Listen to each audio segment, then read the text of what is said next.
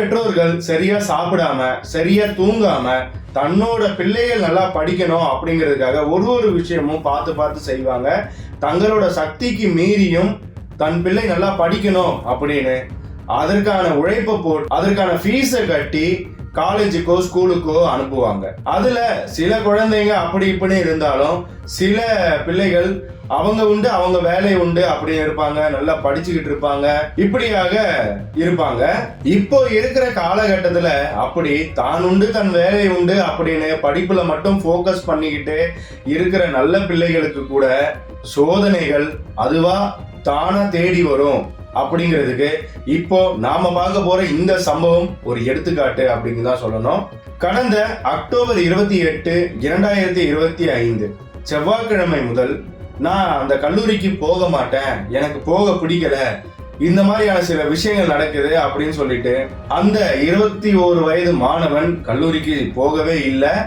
இதனால அக்டோபர் 31 இப்படி இருந்த மாணவன் அக்டோபர் 31, 2025 கடந்த வெள்ளிக்கிழமை தன்னோட வீட்டுல ஹேங் பண்ணி தன்னோட உயிரை தானே எடுத்திருந்த ஒரு சம்பவம் தான் இப்ப விசாகப்பட்டினத்தையே அதிர்ச்சிக்குள்ளாக்கி இருக்கு அப்படின்னு தான் சொல்லணும்.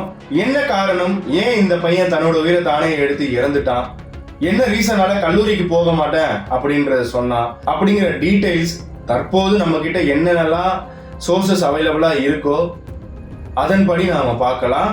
வீடியோவை ஸ்கிப் பண்ணாம கடைசி வரையும் பாருங்க.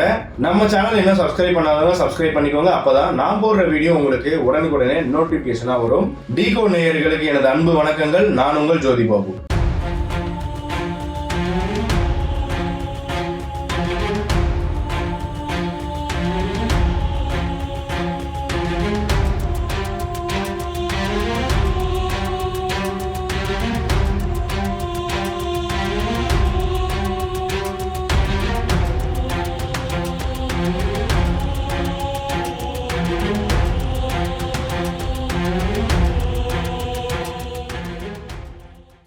Anchor point design studio. நீங்கள் புதுசாக ஸ்டார்ட் அப் பண்ணியிருக்கீங்க, ஆனால் உங்களுக்கு பெரிய ஏஜென்சி, அதாவது டிஜிட்டல் மார்க்கெட்டிங் ஏஜென்சியை ஹையர் பண்ணி உங்களால் அஃபோர்ட் பண்ண முடியல அப்படிங்கிற பட்சத்தில் நீங்கள் எங்களை மாதிரி ஃப்ரீலான்ஸ் டீம் எடுத்துக்கலாம். எங்ககிட்ட டிஜிட்டல் மார்க்கெட்டிங்க்கு தேவைப்படுற எல்லா சர்வீசஸுமே இருக்குது. ஸோ இந்த சர்வீசஸ் எல்லாமே அஃபோர்டபுள் ப்ரைஸஸில் கொடுத்துக்கிட்டு இருக்கோம். நீங்கள் புதுசாக ஸ்டார்ட் அப்லாம் இருக்கீங்க அப்படின்னா நீங்களுமே இந்த கீழே இருக்க நம்பருக்கு கால் பண்ணலாம். அதே போல் நாங்கள் ஏஜென்சிக்குமே அவுட் சோர்சிங் பண்ணி கொடுத்துக்கிட்டு இருக்கோம். ஸோ நியூவாக ஸ்டார்ட் பண்ண டிஜிட்டல் மார்க்கெட்டிங் ஏஜென்சியாக இருந்தாலும் நீங்கள் எங்களுக்கு கால் பண்ணுங்க. நாங்கள் உங்களுக்கு அஃபோர்டபுள் ப்ரைஸில் கிராஃபிக் டிசைன்ல இருந்து வீடியோ எடிட்டிங்ல இருந்து வெப் டிசைனிங் இது போன்ற எல்லா டிஜிட்டல் மார்க்கெட்டிங் சர்வீசஸும் நாங்கள் அஃபோர்டபுள் ப்ரைஸஸ்ல கொடுத்துக்கிட்டு இருக்கோம். மேலும் விவரங்களுக்கு டிஸ்கிரிப்ஷன்ல எங்களோட டீடைல்ஸ், போர்ட்ஃபோலியோ, அது மட்டும் இல்லாமல் கான்டாக்ட் நம்பரும் கொடுத்துருக்கேன்.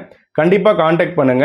உங்க பிசினஸ்க்கு தேவைப்படுற சர்வீசஸை அஃபோர்டபுள் ப்ரைஸஸ்ல எடுத்துக்கலாம். சாய் தேஜா அப்படிங்கிற 21 வயது கல்லூரி மாணவன் விசாகப்பட்டினத்தில் இருக்கக்கூடிய சமதா காலேஜ், அதுல பிஎஸ்சி ஃபைனல் இயர் படிக்கக்கூடிய ஒரு மாணவன்.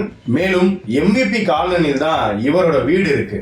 தன்னோட படிப்புல எப்பவுமே கரெக்டா இருக்கக்கூடிய இந்த மாணவன், கரெக்டா காலேஜுக்கு போகக்கூடிய இந்த மாணவன் சிறிது நாட்களா ரொம்ப டென்ஷனா இருந்திருக்கான், ரொம்ப ஸ்ட்ரெஸ்ஸா இருந்திருக்கான். ஸோ இந்த ரீசனால காலேஜுக்கும் போகல அப்படின்னு சொல்லியிருக்கான். என்ன ரீசனால இந்த மாணவன் இப்படி ஸ்ட்ரெஸ்ஸா காணப்படுறான் அப்படின்னு பார்க்கும்போது, இந்த காலேஜ்ல இருக்கக்கூடிய இந்த மாணவன் படிக்கக்கூடிய காலேஜ்ல இருக்கக்கூடிய HOD மற்றும் இன்னொரு லெக்சரர் இவனுக்கு பாலியல் ரீதியா துன்புறுத்தல்களை கொடுத்திருக்காங்க. ஆபாசமான சாட்டுகளை அனுப்புறது, அது மட்டும் இல்லாம ஆபாசமான வீடியோக்களை அனுப்புறது அப்படிங்கிறது மாதிரியான விஷயங்கள் இந்த லெக்சரர்ஸ் பண்ணியிருக்காங்க. இந்த ரீசன்னாலதான் இந்த பையன் ரொம்பவுமே ஸ்ட்ரெஸ்ஸா ஃபீல் பண்ணியிருக்கான். அது மட்டும் இல்லாம ரொம்பவுமே பயந்தும் போயிருக்கான். இந்த மாதிரியான துன்புறுத்தலோட மட்டும் நிக்காம இந்த மாணவன் ஆல்ரெடி எழுதி முடிச்ச பிராக்டிக்கல் ரெக்கார்டை தப்புன்னு சொல்லி மறுபடியும் ரீரைட் பண்ண சொல்லியிருக்காங்க. இது மாதிரி பண்ணதுதான் இந்த மாணவனுக்கு மிகவுமே ஸ்ட்ரெஸ் அதிகமா ஆயிருக்கு. இந்த லெவலுக்கு அவனை முடிவெடுக்க வச்சதுக்குமே இவங்க தான் காரணம் அப்படிங்கறது இந்த மாணவன் கூட படிக்கக்கூடிய சக மாணவர்கள் சொல்ல போய் நமக்கு தெரியுது. இந்த இரு காம பிசாசுகளோட ஆசைக்கு இணங்காத ஒரு ரீசனால இந்த பையனை இந்த மாதிரியான டார்ச்சர் பண்ணியிருக்காங்க அப்படின்னு அந்த சக மாணவர்கள் சொல்ல நமக்கு தகவல்கள் தெரியுது. இந்த தகவலானது வெளியாகி மிகவுமே பெரிய அதிர்ச்சிக்குள்ளாக்கி இருக்கு எல்லோரையும் அப்படின்னு தான் சொல்லணும். கிட்டத்தட்ட அக்டோபர் 28 இருந்து 3 நாள் கல்லூரிக்கே நான் போக மாட்டேன், என்னால சுத்தமா போக முடியாதுன்னு அடம் பிடிச்சு 21 வயசு பையன் அடம் பிடிச்சு நான் கல்லூரிக்கு போக மாட்டேன் அப்படிங்கிறது ரொம்பவுமே ஆச்சரியமா இருந்திருக்கு அவங்களோட பெற்றோர்களுக்கு. ஓப்பனா இந்த மாணவன் பெற்றோர்களிடம் சொல்லியிருக்கான். அப்படி சொல்ல போய் இவங்க அக்டோபர் 31 இந்த காலேஜ் மேனேஜ்மெண்ட்ல பேசுறதுக்காக தான் இந்த மாணவனோட பெற்றோர்கள் போயிருக்காங்க. அந்த சமயத்துல தான் நான் இன்ட்ரோல சொன்ன அந்த அசம்பாவிதத்தை, இப்படியான ஒரு மோசமான முடிவை இந்த மாணவன் எடுத்திருக்கான். மேலும் ஒரு டெத் நோட்டுமே எழுதி வச்சிருக்கான். அதுல இந்த லெக்சரர் என்னென்னலாம் டார்ச்சர் பண்ணாங்க அப்படிங்கிற டீடைல்ஸ் எல்லாமே எழுதியிருக்கான். ஸோ இதை அடிப்படையா வச்சுதான் இப்ப போலீஸ் கேஸ் ஃபைல் பண்ணி இன்வெஸ்டிகேஷன் ஆனது ஸ்டார்ட் பண்ணியிருக்காங்க. அந்த பையன் தன்னோட படிப்பை முடிச்சுட்டு என்னெல்லாம் பண்ணணும் அப்படிங்கிற ஒரு கனவுல இருந்தான் அப்படிங்கிறது தெரியல. இப்படி அநியாயமா இப்ப அவன் இந்த உலகத்தை விட்டு போயிட்டான். இந்த காலத்துல பசங்களாம் எவ்வளவு துருதுருன்னு இருக்காங்க, எவ்வளவு தைரியமா இருக்காங்க அப்படின்றதுக்கு பல எடுத்துக்காட்டுகள் இருந்தாலும் இந்த மாதிரியும் பசங்க இருக்காங்க அப்படிங்கிறதுக்கு இந்த ஒரு பையன் தான் எடுத்துக்காட்டா இருக்கான். ஸோ இந்த சம்பவத்தை பார்க்கும்போது செக்ஷுவல் ஹராஸ்மெண்ட் அப்படிங்கிறது பெண்களுக்கு மட்டும் நடக்கிறது இல்லைங்க, ஆண் பிள்ளைகளுக்குமே நடந்துகிட்டு தான் இருக்கு அப்படிங்கிறதுக்கு இந்த சம்பவமானது எடுத்துக்காட்டு. இந்த மாணவனை இத்தனை வருடமா காப்பாத்தி நல்ல படிப்பு கொடுத்து இப்ப காலேஜ் வரையும் சேர்த்து விட்டு இப்ப காலேஜ் முடிக்கிற டைம்ல இந்த மாதிரியான ஒரு சம்பவம் நடந்திருக்கு அப்படின்னும் போது அவங்களோட மனநிலை எவ்வளவு மோசமானதா இருக்கும்ன்றதை யோசிச்சு பாருங்க. சிலரின் காம இச்சைக்காக ஒரு உயிரே பலியா இருக்கு இன்னைக்கு அப்படிங்கிறது எல்லோருக்குமே பெரிய அதிர்ச்சியா தான் இருக்கு. இந்த செய்தியானது சனிக்கிழமை நவம்பர் 1, 2025 பரவலா பரவி இந்த மாணவனுடன் படித்த சக மாணவர்கள், அந்த காலேஜ் ஸ்டூடெண்ட்ஸ் கொஞ்சம் பேரு, அது மட்டும் இல்லாம ஸ்டூடெண்ட்ஸ் யூனியன்ல இருக்கிறவங்க எல்லோருமே ஒன்று திரண்டு இந்த காலேஜுக்கு முன்னாடி போராட்டங்களை பண்ணியிருக்காங்க. உடனடியா பணி நீக்கம் செய்யணும், அது மட்டும் இல்லாம சரியான விசாரணையானது அமைக்கப்படணும் அப்படின்னு அவங்களோட கோரிக்கையா இருந்துச்சு. மேலும் போலீசார் வழக்கு பதிவு செய்து இன்வெஸ்டிகேஷன் ஆரம்பிச்சிருக்காங்க. காலேஜ் மேனேஜ்மெண்ட்ல கேட்கும் போது இப்படி இவர்கள் குற்றம் செய்திருந்தாங்க அப்படின்னா கண்டிப்பா அவங்க மேல என்ன ஆக்ஷன் எடுக்கணும்னாலும் நீங்க எடுக்கலாம், ஆனா இப்போதைக்கு இந்த போராட்டத்தை மட்டும் எனக்கு ரிலீஸ் பண்ணி கொடுங்க அப்படின்னு மேனேஜ்மெண்ட்ல இருந்து கேட்டிருக்காங்க. ஆனா இதுல ஒரு விஷயம் என்னன்னு கேட்டீங்கன்னா, இப்ப வரைக்கும் யாருமே கைது செய்யப்படல அப்படிங்கிறது ரொம்பவுமே அதிர்ச்சியா இருக்கு அப்படின்னு தான் சொல்லணும். போலீசார் டிஜிட்டல் எவிடன்ஸை கலெக்ட் பண்ணிட்டு இருக்கிறதாகவும், இந்த வாட்ஸ்அப் கால்ஸ், சாட்ஸ் இதெல்லாமே ஃபாரன்சிக் லேப்ல கொடுத்து செக் பண்ணிக்கிட்டு இருக்கிறதாகவும் தகவல்கள் இருக்கு. ஸோ இவங்க டிஜிட்டல் எவிடன்ஸை கலெக்ட் பண்ணிட்டு இருக்காங்க. இருந்தாலும் ஒரு டெத் நோட்ல ஒருத்தரோட பேர் இருக்கு அப்படின்னா அவங்கள கஸ்டடிக்குள்ள எடுத்திருக்கணுமா இல்லையா? ஏன்னா அவங்க வெளியே இருந்தா ஆதாரங்களை அழிக்கக்கூடிய வாய்ப்புகள் இருக்கு அப்படின்னு தான் நான் யோசிக்கிறேன். அப்படிங்கிற ஒரு சூழல் ஏற்பட வாய்ப்பு இருக்குல்ல. இந்த டிஜிட்டல் எவிடன்ஸ் எல்லாமே போலீசாரால் கைப்பற்றப்பட்டுருச்சு, அவங்களுக்கு வந்து சேர்ந்துருச்சு அப்படின்னா இவர்கள் குற்றம் செய்திருந்தா கண்டிப்பா அவங்க சிக்குவாங்க. அது மட்டும் இல்லாம இந்த 2 லெக்சரர்ல ஒருத்தவங்க ஹெச்ஓடி. இந்த ஹெச்ஓடி நான் இந்த குற்றத்தை செய்யல, இது ஒரு பொய்யான அலிகேஷனா இருக்கு அப்படின்னு டினை பண்ணியிருக்காங்க. என்னதான் ஹெச்ஓடி நான் பண்ணல அப்படின்னு சொன்னாலும் அதை எவிடன்ஸ் ப்ரூவ் பண்ணணும். எவிடன்ஸ் கைக்கு வரட்டும், கண்டிப்பா நம்ம பார்க்கலாம். ஸோ காலேஜ் மேனேஜ்மெண்ட்ல முழுக்க போலீஸுக்கு ஒத்துழைப்பு கொடுக்கறதா தகவல்கள் கொடுத்துருக்காங்க. இவங்க மேல என்ன நடவடிக்கை வேணாலும் எடுக்கலாம் அப்படிங்கறத சொல்லியிருக்காங்க. நான் ஆல்ரெடி சொல்லியிருந்தேன்.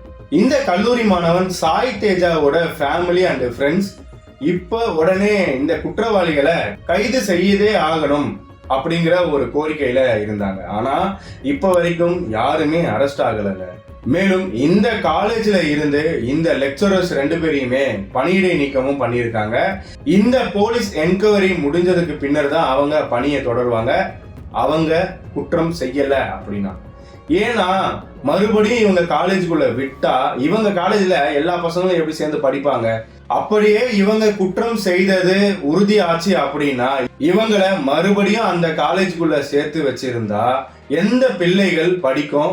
எந்த பேரண்ட்ஸுக்கு இந்த காலேஜ்ல சேர்க்கணும் பிள்ளைகளை அப்படின்னு தோணும்? கண்டிப்பா இந்த கல்லூரியோட ரெப்புடேஷனே போயிடும். அதனால இந்த மாதிரியான குற்ற சம்பவங்கள்ல லெக்சரரோ இல்ல டீச்சரோ ஈடுபடுறாங்க அப்படின்னா அவங்களெல்லாம் வாழ்நாள் முழுக்க இந்த டீச்சர் தொழிலேயே ஈடுபடக்கூடாது அப்படிங்கிற மாதிரியான சட்டங்கள் வரணும். மேலும் இந்த டெத் நோட்ல இந்த மாணவன் எழுதி வைத்திருந்தது போலவே இப்போ போலீஸ் கலெக்ட் பண்ணிக்கிட்டு இருக்கு இந்த டிஜிட்டல் எவிடன்ஸ் எல்லாமே மேட்ச் ஆகணும். ஸோ இந்த ப்ராசஸ்க்கு அப்புறம் கண்டிப்பா இவங்க கைது செய்யப்படுவாங்க. இந்த மாணவனுக்கான நீதி நிலைநாட்டப்படும் அப்படிங்கிறத நான் நம்புறேன். நம்ம குழந்தைகள் ஆரம்பத்துல இருந்தே முறையான கல்வி கற்று சரியான ஸ்கில்ஸ் எல்லாமே கற்று அவங்களோட நல்ல வேலைகளுக்கு போய் அவங்கள பார்த்துக்கிட்டா போதும் அப்படின்னு தான் இன்னைக்கு நிறைய பேரண்ட்ஸ் ஓடிக்கிட்டு இருக்காங்க.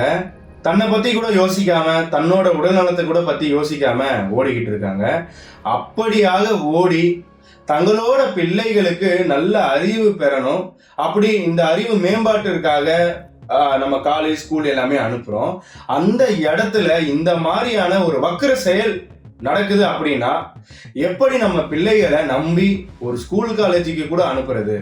நல்ல புத்தி, நல்ல அறிவு, நல்ல ஸ்கில்ஸை வளர்க்கக்கூடிய லெக்சரர்கள் இந்த மாதிரியான சம்பவங்கள்ல ஈடுபட்டா என்னதான் பண்றது? நம்ம பிள்ளைகளை எங்க தான் அனுப்புறது? எப்படி அவங்களோட கல்வி அறிவு மேம்பாடு அடையும் அப்படிங்கிறதே இப்ப கேள்விக்குறியா இருக்கு. நான் எல்லா லெக்சரையுமே சொல்லல, எல்லா டீச்சரையுமே சொல்லல, எல்லா காலேஜ் எல்லா ஸ்கூல்லையுமே நான் சொல்லல. சில பள்ளிகள்ல இதெல்லாம் நடந்துகிட்டு தானே இருக்கு, அதை யாராலுமே மறுக்க முடியாதுல்ல. அது மட்டும் இல்லாம இந்த லெக்சரர்ஸ் இந்த வழக்குல மட்டும்தான் ஈடுபட்டிருக்காங்களா, அதாவது இந்த மாணவன் கூட மட்டும்தான் இந்த மாதிரியான உரையாடல்கள் இருந்திருக்கா, இல்லைன்னா வேற ஏதாவது மாணவன் வெளியே சொல்லாம இது போல ஏதாவது பாதிக்கப்பட்டுட்டு இருக்காங்களா அப்படிங்கிற ஒரு விசாரணையும் போகணும். இவங்களுக்கு கொஞ்ச நெஞ்ச தண்டனை கொடுக்க கூடாது, வாழ்நாள் முழுக்க மறக்கவே முடியாத அளவுக்கான தண்டனைகளை கொடுக்கணும். தாய் தந்தைக்கு அடுத்தபடியா குரு ஆகிய டீச்சர் லெக்சரர் தான் இருக்காங்க. அப்படி இருக்கும்போது அந்த பிள்ளைகளை தாய் இடத்துல தாய் ஸ்தானத்துல இருந்து உயர்த்த வேண்டிய ஒரு கடமையானது அவங்களுக்கு இருக்கு. ஆனா அதுல இருந்து தவறி இந்த மாதிரியான வக்கிர செயல்கள்ல ஈடுபடுறவங்கள கண்டிப்பா சரியான தண்டனைகளை கொடுத்து தண்டிக்கணும் அப்படிங்கறதா இப்ப எல்லாரோட கோரிக்கையுமா இருக்கு. மேலும் பேரண்ட்ஸ் எல்லோரும் உங்க மகனோ மகளோ ஏதாவது ஸ்ட்ரெஸ்டா இருக்காங்க அப்படின்னா முதல்ல அவங்க கிட்ட பேசுங்க, என்ன பிரச்சனை அப்படிங்கறத கேளுங்க. அதற்கு உடனடியா நடவடிக்கைகளை எடுங்க. காலேஜில் பேசணுமா, ஸ்கூல்ல பேசணுமா, என்ன பிரச்சனை அப்படிங்கிறத தினமுமே அவங்கள கவனிங்க. அதை விட நமக்கு பெரிய வேலை எதுவுமே கிடையாது. நம் பிள்ளைகள் தான் நமக்கு ரொம்ப முக்கியம். நம்ம பிள்ளைகளுக்கு ஆபத்து இல்லைன்னா அந்த பிள்ளைகளோட நிம்மதிக்கு ஆபத்து அப்படின்னா அந்த இடத்துல இருந்து ஒண்ணு நாம விலகி வந்துடணும், இல்லைன்னா இந்த விஷயமானதை வெளியே சொல்லணும். தைரியமா சொன்னா மட்டும்தான் அடுத்த மாணவர்கள் இதுல பாதிக்கப்பட மாட்டாங்க. அதனால சுயநலமாவும் நம்ம இருக்கக்கூடாது. கூடிய விரைவில் இந்த வழக்குல ஒரு நீதியானது நிலைநாட்டப்படும். தக்க தண்டனைகளை இந்த லெக்சரர்களுக்கு போலீசார் வாங்கி கொடுப்பாங்க அப்படிங்கிறத நான் நம்புறேன். மேலும் இந்த வழக்குல ஏதோ அப்டேட் வந்தாலும் நான் அப்டேட் பண்றேன். நம்ம சேனல் இன்னும் சப்ஸ்கிரைப் பண்ணாதவங்க சப்ஸ்கிரைப் பண்ணிக்கோங்க. மேலும் அந்த பெல் ஐக்கானையுமே கிளிக் பண்ணிக்கோங்க. அப்பதான் நான் போடுற வீடியோ உங்களுக்கு நோட்டிபிகேஷன்ஸா உடனுக்குடனே வந்து ரீச் ஆகும். மேலும் இந்த மாதிரியான ஒரு வழக்கு நடந்திருக்கு அப்படிங்கிறது உங்க ஃப்ரெண்ட்ஸ் அண்ட் ஃபேமிலிஸுக்கு தெரியல அப்படின்னா கண்டிப்பா அவங்களுக்கும் இந்த வீடியோவானதை ஷேர் பண்ணுங்க. மேலும் உங்கள் கருத்துகளையும் கமெண்ட்ஸ்ல போட மறக்காதீங்க. கண்டிப்பா நான் எல்லாரோட கமெண்ட்ஸையுமே படிப்பேன். மேலும் இது போல பல வழக்குகளை நாம பார்க்க இருக்கோம். தொடர்ந்து இணைந்திருங்கள். நான் உங்கள் ஜோதி பாபு. நன்றி.